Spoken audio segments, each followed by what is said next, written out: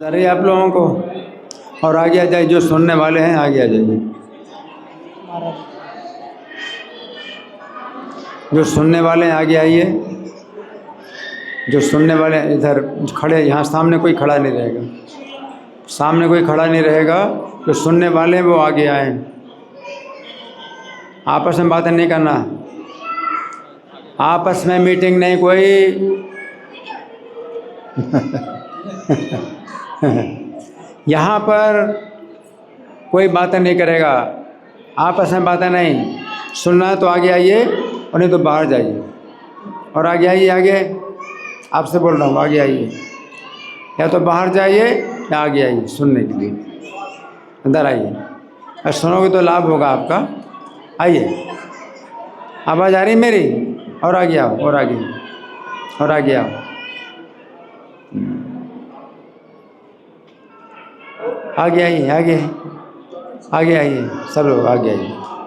या बाहर जा सकते हैं, खुशी से बाहर जाइए या सुनिए। हरे कृष्णा। आ रही आवाज़? साफ है?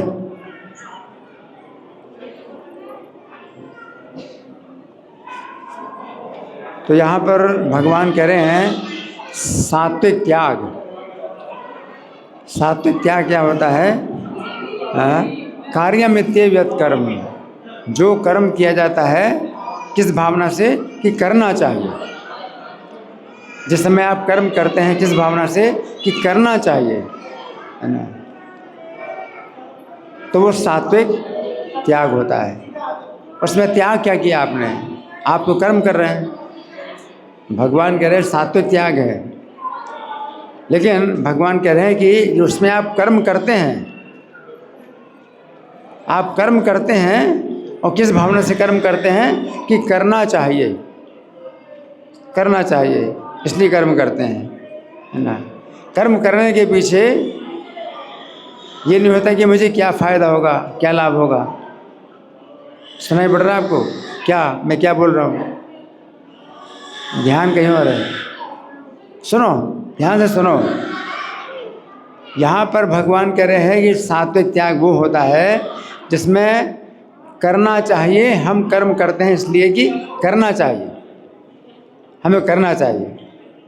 अभी आप कोई भी काम कर रहे हैं, कोई नौकरी कर रहे हैं, तो इसलिए थोड़ी कर रहे हैं कि नौकरी करना चाहिए, इसलिए नहीं कर रहे हैं। आपको तो उसमें वेतन चाहिए। अगर वेतन नहीं मिलेगा तो आप नौकरी नहीं करेंगे, है ना। तो इस समय कलयुग की ऐसी अवस्था है कि हर व्यक्ति पेट भरने के लिए काम कर रहा है। लेकिन प्राचीन काल में जो राजा लोग होते थे वो राजर्षि होते थे। ऐसे राजा होते थे जो राजर्षि होते थे, तो प्रजा को वो जो है जीविका प्रदान करते थे। राजा की ओर से प्रजा को जीविका प्राप्त होती थी, और प्रजा जो है अपने स्वभाव के अनुसार कर्म करता था। प्रत्येक व्यक्ति अपने स्वभाव के अनुसार कर्म करता था।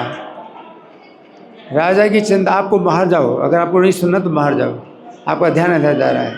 जो बच्चे को लेकर जाओ बाहर। तो मैं ये कह रहा हूँ कि जो राजा लोग होते थे वो प्रजा को जीविका प्रदान करते थे। किसी को पेट भरने के लिए काम नहीं करना पड़ता था। और वे राजा लोग होते थे तो अपनी प्रजा में 4 वर्णों की स्थापना करते थे। 4 वर्ण। 4 वर्ण कौन कौन से हैं?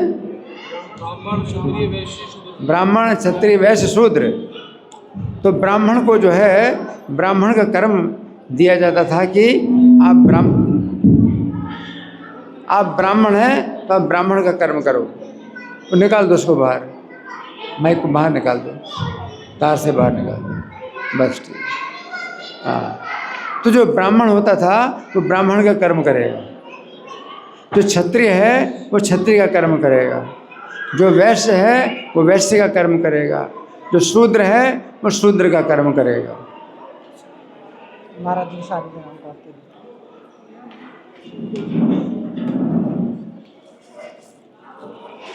इस प्रकार से भगवत गीता की जो शिक्षा है, भगवत गीता की शिक्षा के अनुसार राजा लोग जो है अपनी प्रजा में कर्म कराते थे। मोबाइल नहीं, बाहर जाओ माता जी, मोबाइल यूज़ कर रहे हैं बाहर, उनको बोलो बाहर,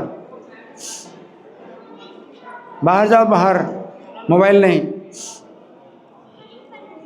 तो ये प्रजा है, उसको जो है 4 वर्ण में जो है रहना पड़ता, 4 वर्ण के अंतर्गत रहना पड़ेगा। हर व्यक्ति को पता था मैं कौन वर्ण का हूँ, मैं ब्राह्मण हूँ या क्षत्रिय हूँ या वैश्य हूँ या शूद्र हूँ, ये व्यक्ति को ज्ञान कराया जाता था।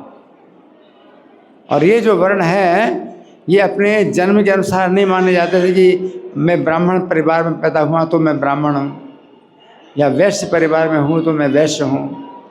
इस तरह से ये निश्चित नहीं किया जाता था कि कौन ब्राह्मण है कौन वैश्य है। स्वभाव नियतम, उसको कहते स्वभाव नियत, अपने स्वभाव से नियत है। तो व्यक्ति जो है अपने स्वभाव के साथ जन्म लेता है। किसी का ब्राह्मण का स्वभाव है, किसी का क्षत्रिय का स्वभाव है, तो बचपन से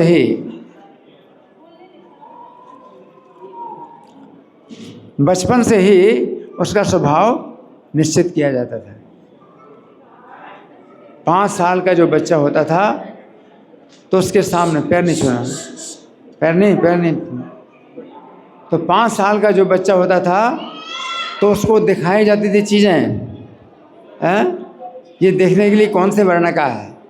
एक तरफ पुस्तक रख दी, पुस्तक, अगर पुस्तक उठाता है तो ब्राह्मण है, और एक तरफ जो है हथियार रख दिया, हथियार उठाता है तो क्षत्रिय है, और एक तरफ बही खाता रख दिया, बही खाता उठाता है तो वैश्य है, और कुदाल फावड़ा रख दिया, कुदाल फावड़ा उठाता है तो शूद्र है।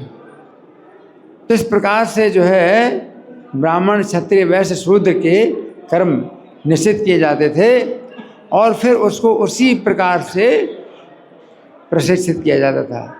ब्राह्मण है तो उसको ब्राह्मण का प्रशिक्षण प्राप्त होगा, जो क्षत्रिय है क्षत्रिय का प्रशिक्षण प्राप्त होगा, जो वैश्य है वैश्य का प्रशिक्षण प्राप्त होगा, जो शूद्र है वो शूद्र का प्रशिक्षण प्राप्त होगा, है ना।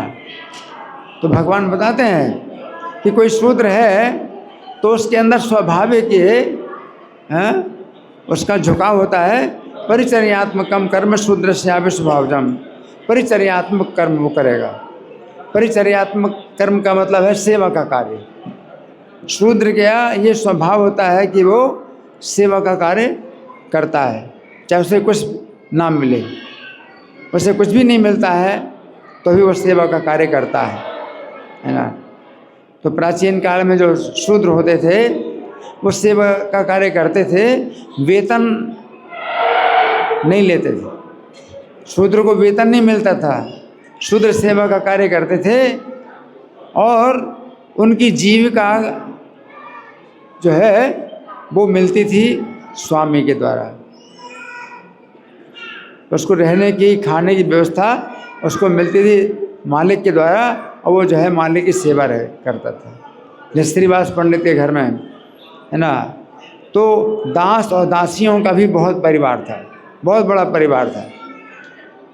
श्रीवास पंडित के घर में बहुत बड़ा परिवार था, वो तो ब्राह्मण परिवार के थे।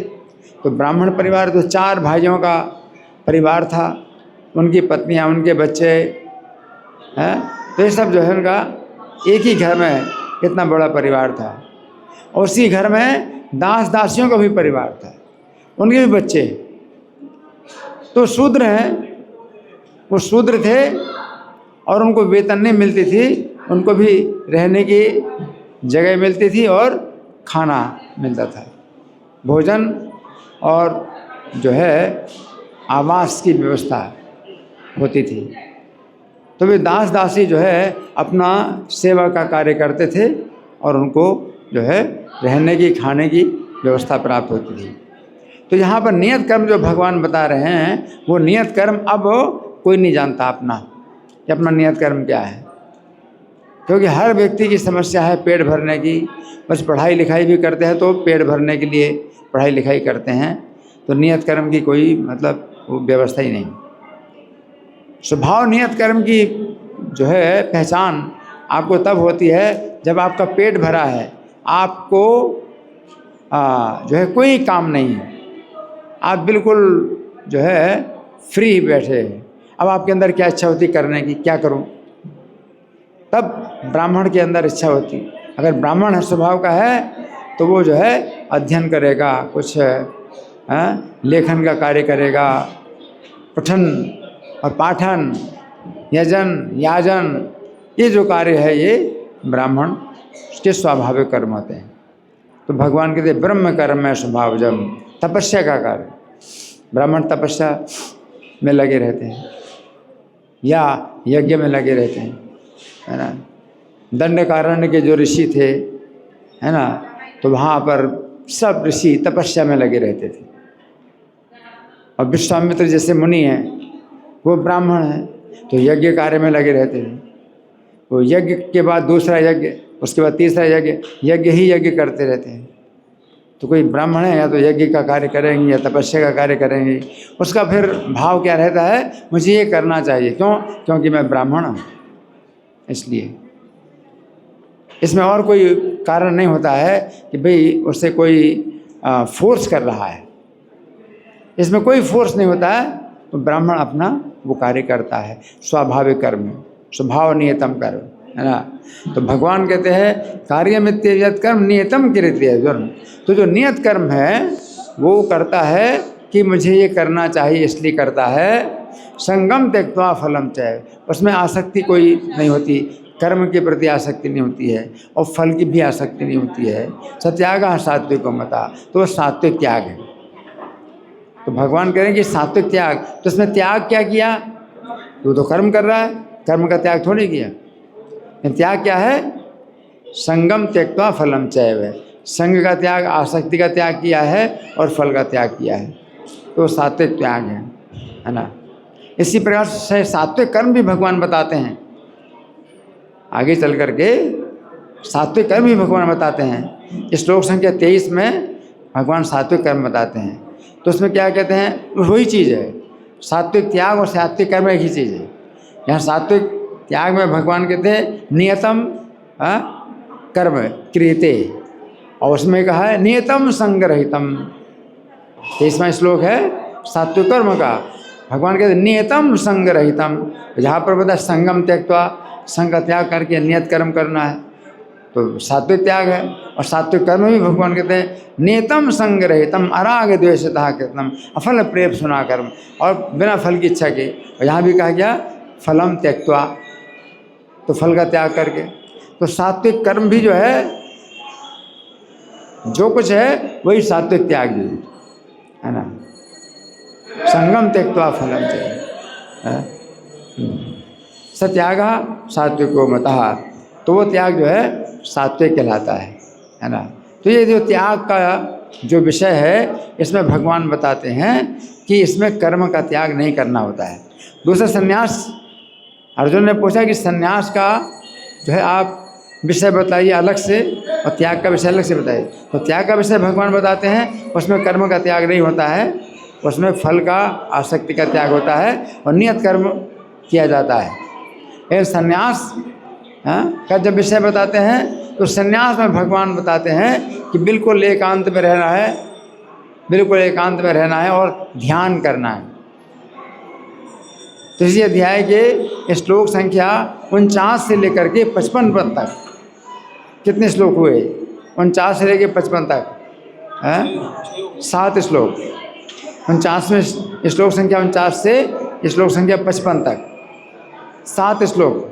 7 श्लोकों में भगवान ने संन्यास का वर्णन किया, और 7 श्लोकों में संन्यास का वर्णन किया। इतना कम श्लोक में, 7 श्लोकों में, क्योंकि संन्यास कलयुग में संभव नहीं। वो संन्यास जिसमें एकांत में रहकर के व्यक्ति केवल ध्यान ही करेगा और कुछ नहीं, उसका खाना पीना सब वो है कि वो अपने भोजन के लिए भोजन पकाता नहीं है, ना भोजन उगाता है, उसको तो फल खाना है या पत्ते खा करके रहना है और जो है केवल ध्यान करना है। तो संभव नहीं है, कलयुग में संभव नहीं वो संन्यास। लेकिन त्याग जो है ये संभव है कि कोई व्यक्ति अपने वर्ण के अनुसार कर्म करे और फिर उसमें जो है त्याग करे और यज्ञ दान तपस्या के कर्म करे। तो यज्ञ दान तपस्या के कर्म, ये जो है कर्म है हमारे कार्यक्रम जो सवेरे का कार्यक्रम होता है, शाम का कार्यक्रम होता है।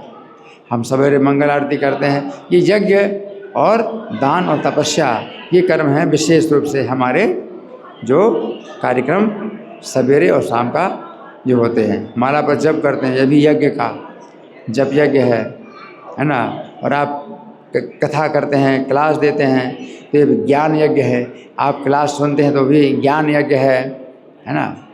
तो ये सब जो है कार्यक्रम जो हमारे होते हैं, ये यज्ञ दान तपस्या के होते हैं। ये त्याग के अंतर्गत जो है ये सब है।